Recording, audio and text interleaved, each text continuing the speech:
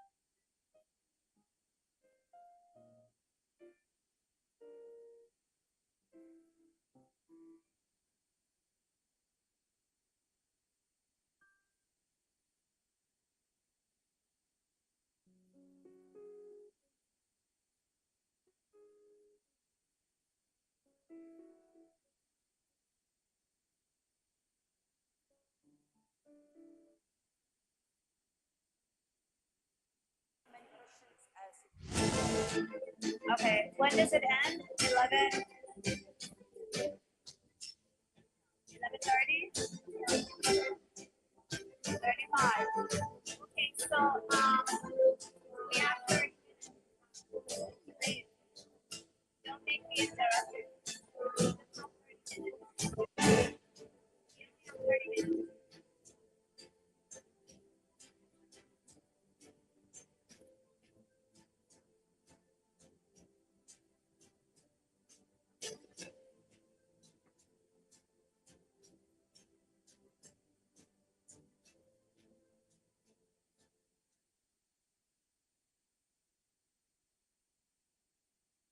Hello.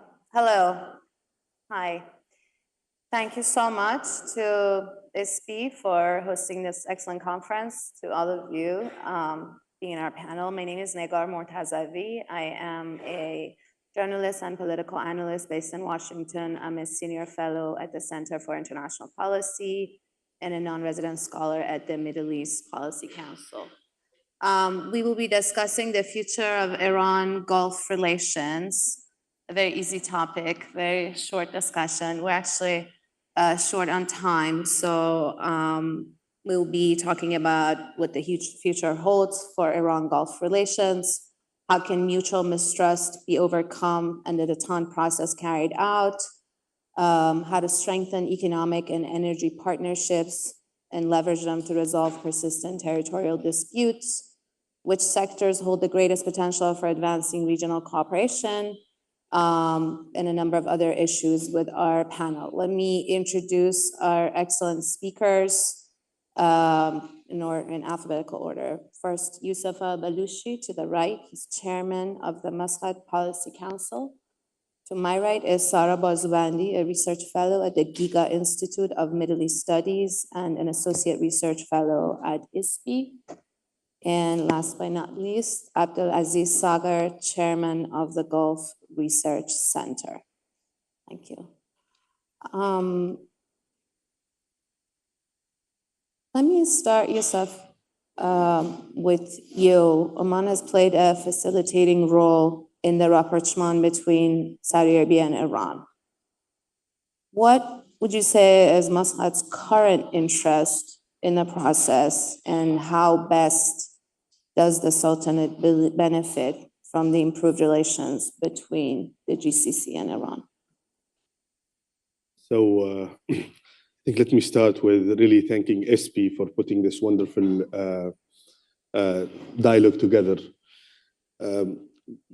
Going to understand or deepening our understanding on the current trend which we are seeing after the rapprochement, what we are witnessing, it's a real de-escalation and shifting more toward engagement between Gulf and Iran. And I think that really resulted in hiking up the diplomatic engagement between Iran and the Gulf countries across the board. And the second thing, I think, revival of Iran engagement in the GCC level in their last meeting in Doha, moving toward as well that the recent Iran Saudi, monitoring after monitoring of the deal for 1 year, as they went now to deepen that rapprochement to phase 2, to get it more deeper, and to more go to economic cooperation rather than just staying on the initial assessment phase where they were just trying to see the benefit of that. And I think, this bilateral relation, which really hiked up in a very important timing of when the region was going around the turmoil and when there is a huge conflict, it is in the region, really, helped in stabilizing more and more and trying to accommodate some of these challenges. And one of that, I think, was very clear from the GCC point of view that they neutralized their position in the current Israel-Iran conflict. And I think that was very positive role which this rapprochement played after. And now what Oman gained out of that, I think it's very obvious. It is the regional stability. That's what Oman's foreign policy is based on.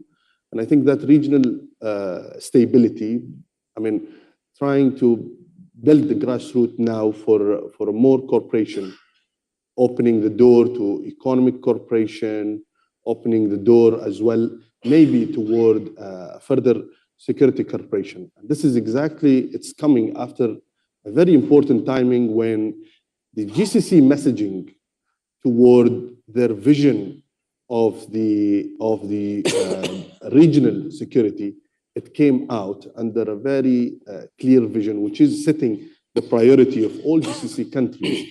What are their security priorities further? Thank you.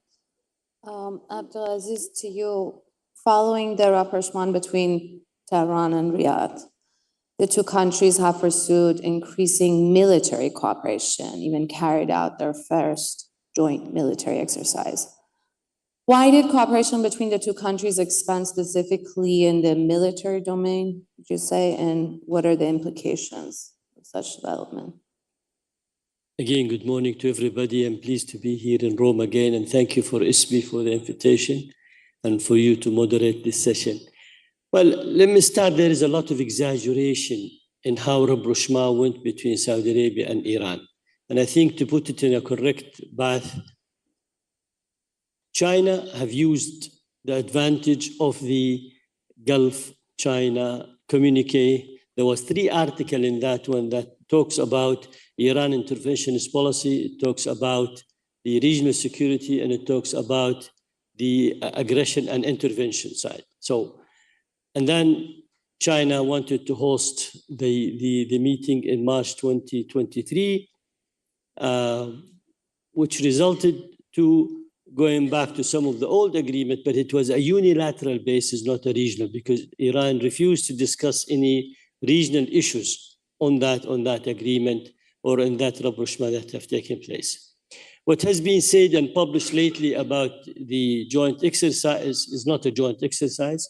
It was some of the military exercise attended by both as an observer, but none of them have contributed forces to that or did anything. Yes, we had the visit of our chief of staff from Saudi Arabia to Iran lately, but remember, this is military to military organization, not military to Revolution Guard. This is one. Second, I think the aim is to maintain Iran influence over the Houthi in terms of the truth that stays there. Third, sending a clear signal to Washington and to Iran that we are not going to allow the usage of Saudi aerospace for any attack against Iran. And at the same time, sending the signal to Washington by saying we still believe a diplomatic and a political solution should be worked out and not a military action there. So there is a lot of exaggeration only in terms of the relation. I think we moved from the de-escalation on the relation in terms of the media campaign, in terms of the negativity of approach, to a slightly better position. Second, we established the diplomatic, reassuming the embassies in both countries, which was cut after the burning of the Saudi embassy in Tehran and Mashhad, the consulate. And third, we cannot move to a more economic collaboration where there is a sanction on Iran imposed by the American, because we do not wish to be subjected to secondary sanction. The American can impose a secondary sanction. So without Iran trying to resolve their current problems, which is, in my opinion, two key issues. One is the whole assurance of the civilized use of the nuclear program. In other words, is a peaceful use of that nuclear program and not highly militarized. Second, with all related to it in terms of the percentage, the centrifusion, enrichment, procedure, all of that. And second is the attitude. Unless we see a changes in the attitude, because everybody's trying to monitor what Iran attitude taking place in the region. Are they continuously supporting the violent non-state actor?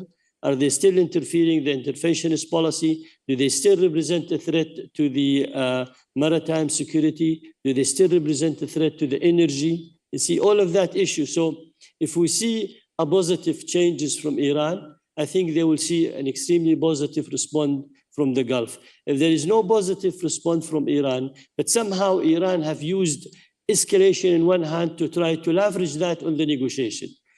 Just like 2 days ago, yes, we are improving our centrifusion, it will be so, and then you hear another statement by saying, we will be happy to start a negotiation and we would like to see the European foreign ministers, the British, the German, the Quadrant,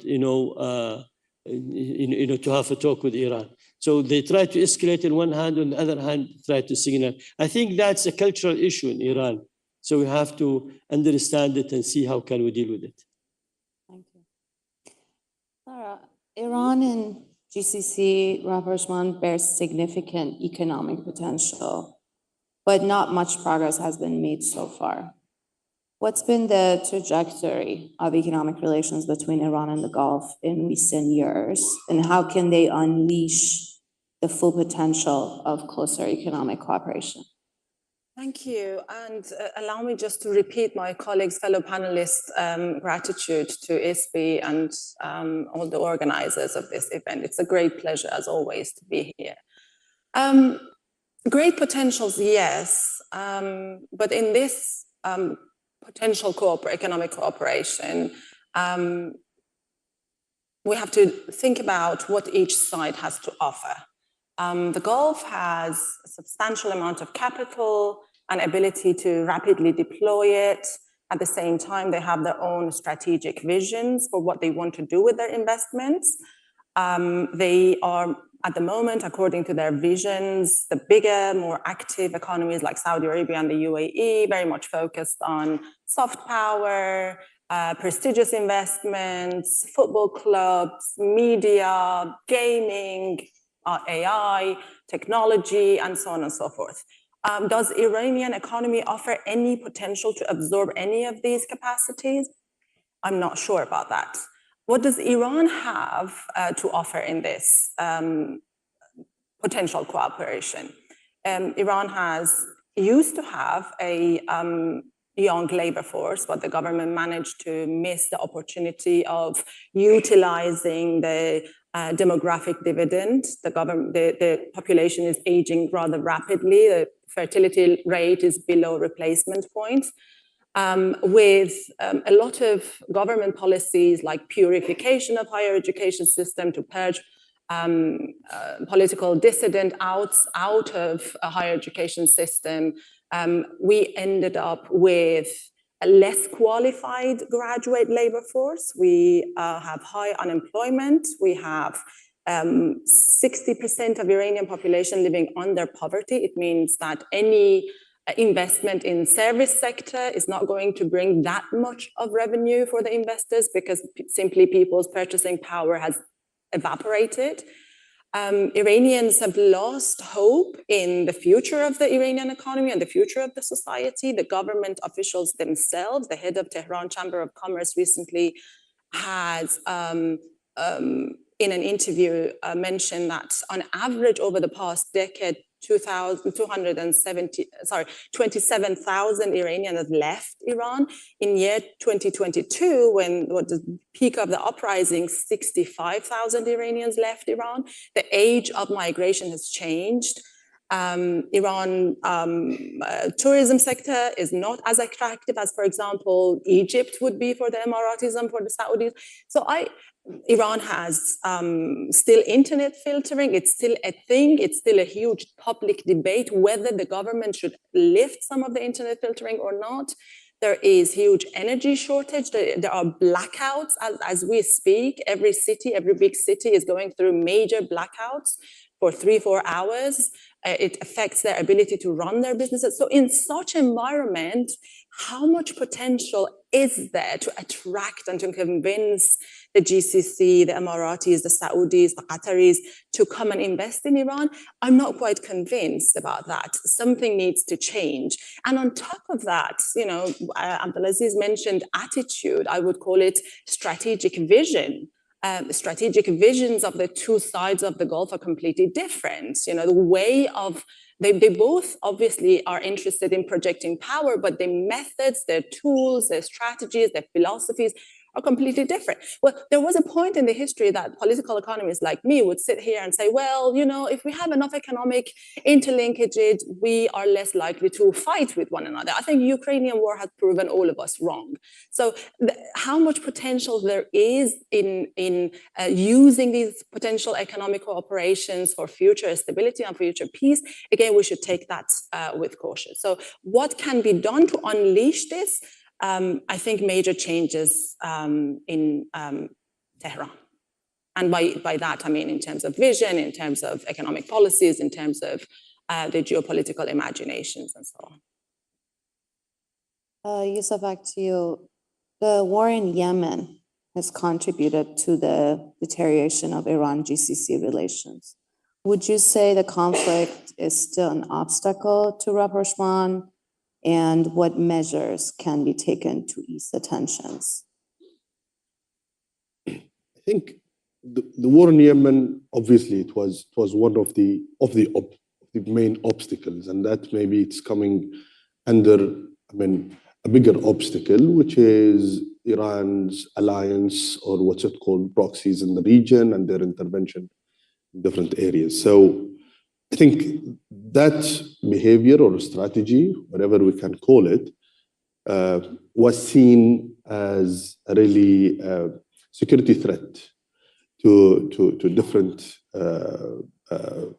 GCC countries. But after 2022, when the truce started, I think the issue of Yemen became really downgraded in terms of security, especially after the rapprochement, which came with, as Dr. Abdulaziz was saying, which came with a bit of understanding around Yemen and Houthis' involvement. But I think that got elevated to somewhere else now. It went, the security and the war in Yemen, it became a global issue rather than just it's becoming a threat to the region. And there we are seeing that the region, and especially the GCC, is trying to send the message that this is the threat exactly which we were talking about. And now they're leaving it to the international community to take the role of demilitarizing the Red Sea and trying to get the conflict in Yemen to the internal level, rather than playing this massive impact role of regional and destabilizing the international trade ways. So I think, that security threat to the Gulf, it is not maybe on the top of the list, but it is still there. But it's becoming one on the top 5 issues globally, which is more collaboration from the international community with the regional powers. They should be more integrated to try to accommodate the conflict there. Thank you. Abdulaziz, back to you. Iran's nuclear program and the Arash gas field, the Dura gas field, remain major sources of friction between Riyadh and Tehran. How could Iran and Saudi Arabia find common ground on these issues? Well, the nuclear issue for us is no go. In other words, if it's militarized, if the nuclear program in Iran, it is for a peaceful use, for electricity, for a research purpose, there's no question about that, that it is their right according to the NPT agreement. And Iran also has been a signatory to the additional protocol without ratifying. So we are not arguing about Iran's right if it's going to be used for the peaceful use and scientific use. Our argument is if it's going to be used for militarization, when you go from less than 5%, you're supposed to do the enrichment to 60% plus.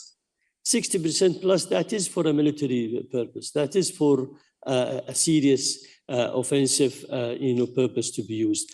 This is where we have the disagreement in that one. And we hope that Iran will not give a chance to a regional country like State of Israel in attacking Iran on that basis, on the nuclear, because the consequences of any attack on Iran nuclear program, it will have a massive environmental and ecology impact on the region. So if they stick, what Iran need today, they need to reassure the whole world that this program, it is not for a military. This missiles program they have, it is not to carry the nuclear warhead and to threaten the neighborhood. On the Haql al-Durra, I think no. I think Haql al-Durra, it's not really the biggest threat. Haql al-Durra, there can be an agreement between Saudi, Kuwait, and Iran, in identifying everybody right. There is international law that can organize that, as long as all parties willing to sit down and look at it from the legal aspect, that can be done. I consider the nuclear program is number one issue, because that's what will bring the whole world against Iran. That's what will bring the US in support of the Israeli attack, if I hope it will not happen, but if anything in that side. It's understandable, it's not easy to attack a nuclear program and to dismantle it because it's in different location, enrichment in one side, centrifusion is another side, this sort of mechanism. But still, if there is a determination from the Israeli side to say zero enrichment in Iran, then it means they are going to still keep that as a target. The only way to avoid that is by giving the assurance, legal assurance, getting the International Atomic Energy really involved by convincing argument and facts on the ground that it has no military application. Thank you. Sarah, back to you. The territorial disputes between UAE and Iran in the Strait of Hormuz, the two Tom Islands, Abu Musa, prevent a real rapprochement in the Gulf. What do you think are the positions of the two countries on this dispute? Why are these islands so strategically important? And what would be a feasible solution to this? Why is it important? These islands are very tiny. The Abu Musa is about 12 square kilometer. Tombe Bozorg, the greater tomb, is about 10.3 square kilometer. And Tombe Kuchak, or the lesser tomb, is like 2 square kilometer. These are not important in terms of their land mass. But the location of these is quite strategic because every oil tanker that wants to go through Strait of Hormuz has to pass by these islands.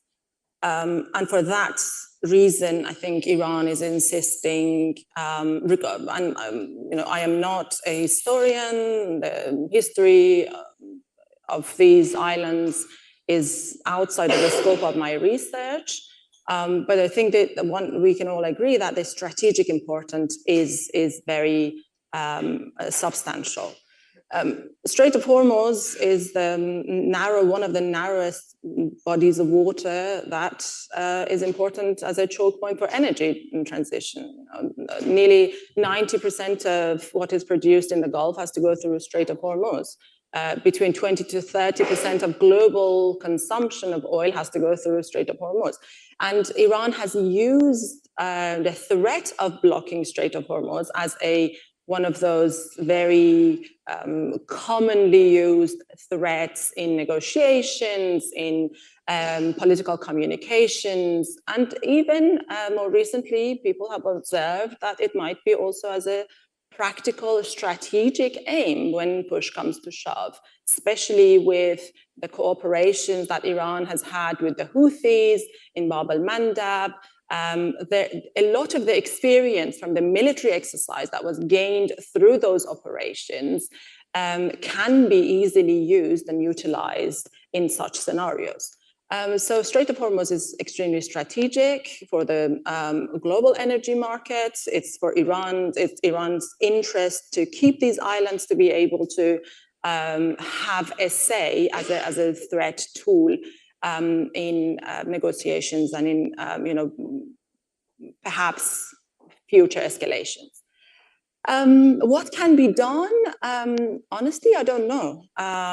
But what I can tell you is that this is not the first time that Iran has been in a territorial dispute. The 8 years of war with Iraq was over territorial dispute. It was over who owns how much of Arwand Road, or Shatt al-Arab, as the Iraqis call it. And it took Iran 8 years to go through that devastating war. Does Iran want to be again in that position? I don't think so. But the diplomatic engagement of Beijing in trying to facilitate this rapprochement, and by no means I believe that it was only China's work. I believe that both sides have been really exploring these potentials for years through track-2 meetings, through their trusted partners, through Baghdad, through European Union. Various tools have been used to provide the ground, pave the ground for this rapprochement. But then ultimately the picture moment was taken in Beijing. So Beijing might also be able to play a role in this as and when they would please. But what is interesting in Beijing's position is that in every GCC summit that they have recently, I think, attended one or two, I'm not quite sure, but at the end of the GCC summits, all the GCC members condemn Iran's illegal takeover over these islands, and both China and Russia have sort of gave a nod of approval to this statement. So what would their position be? How would they use their alliance with Tehran to convince Tehran to resolve this? I'm not sure, but there is definitely a potential there. Thank you. And finally, Youssef, Oman, with its history of successful mediation, is well positioned to continue playing a crucial role in fostering dialogue between Iran and the GCC, potentially maybe the US even. Tell us which specific issues and with which nations would the Sultanate plan to focus its mediation efforts? I mean, I cannot speak on behalf of them, so I don't know what they are planning to do. But I think, in general, where we see Oman's mediation, I mean, I think here Oman is very careful in scripting their role to be a facilitator rather than mediator. And I think it is for a very obvious reason that mediation, it really work around some specific goals, and as well designing the table of that mediation, where with Oman it's more about facilitating between any two conflicting parties. And I mean, as we saw recently, I think what they were active with, it was one, the Yemeni conflict, and trying to get to get different parties to agree on a roadmap. And I think that roadmap, I mean, hand to hand, was really handed over to the UN envoy. And I think the second thing, I mean, we were trying to see that, I mean, there were some US-Iran talks which were taking place, but I think after 7th of October, I mean, all of that really stopped as per the public knowledge over that. So if I need to project where they will, I think they will deepen in both those lines. They will deepen the effort because both of these issues are really security matter issues, not only, I mean, regional security matter issues, not only a diplomatic effort which Oman is working on.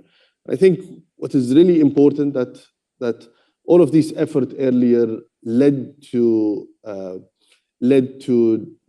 different way of solution and led to a success in getting to a certain point where I think that's really encouraging more and more of this role. And I think if I remember what Dr. Majid was saying, that the hope of really getting deals always should be there in mediation mentality. And I think that's what Oman will continue doing. Thank you. Sarah, back to you. How far do you think Iran is willing to go in fostering dialogue with the GCC countries?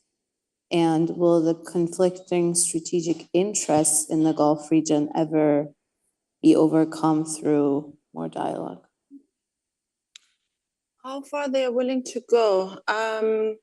Well, at least with the Saudis, they went from raiding Saudi embassy as a response to execution of Sheikh Namr to doing Al-Arda dance in Tehran, Spinner's Palace on the occasion of Saudi National Day. So quite far, I would say. But you know, Iran has been finds itself in the best position ever with the GCC because, in my opinion, post-Aramco attacks and lack of any form of response by the Americans, who were traditionally the security provider of the region, the GCC sort of realized that they need to fight their own battles and they need to solve their problems on their own. And that's why they sort of reached out to Iran, you know, what was traditionally perceived as the US presence in the region as quoting one of the regional officials as the wall of fire between the region and its adversaries is no longer there. Therefore, Iran sees itself in a very comfortable position. Iran has had this vision of forming a security structure for the region, which doesn't include any external power, i.e. here, the Americans. They are very close to get what they want to, but it's also very fragile and at early stages. Tehran has a tendency of over-exaggerating this, the strength of these bonds that is being formed. For one example was the joint military drill between Iran and Saudi Arabia. A few days ago, Foreign Minister Al-Farhan in IIF openly declined and rejected and said, no, we did not get into any joint exercises. So this is only after a few days that the Turkish media platform reported that there was a joint military exercise. So Iran is interested in over-exaggerating this power, but also is in a powerful position. We can't deny that. From here onwards, it really depends on what other factors globally and regionally will come into play. What would the Trump administration do in terms of its regional policy? What would be the response from the region to Americans' strategy for the region? What would be the Iranians' response to that? You know, I would say that there is some tendency and obviously some path for further collaboration. It still has its fragile state, and it really depends on many other factors. Abdulaziz, last question to you.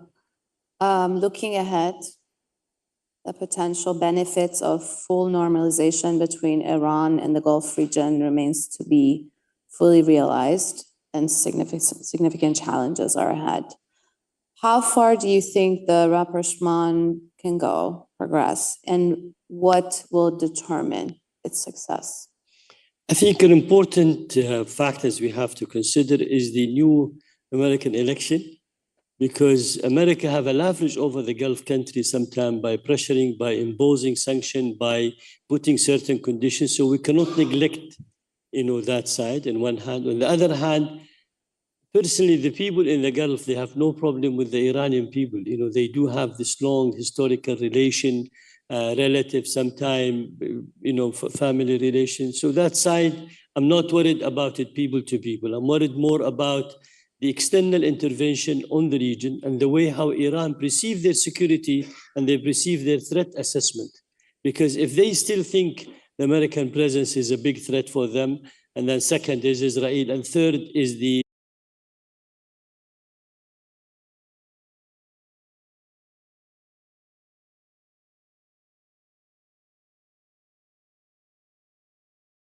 to have a stronger, relation. And I think we need to do a lot of political coordination. Saudi Arabia did establish now the global alliances to recognize Palestine as a full member of the United Nations. We need to see a full endorsement from Iran for such an alliances. We need to see a full endorsement from Iran for the two-state solution, because this is important. They have used the Palestinian-Israeli crisis, Iran, for a long time. But in reality, how much did the Palestinian benefit out of that?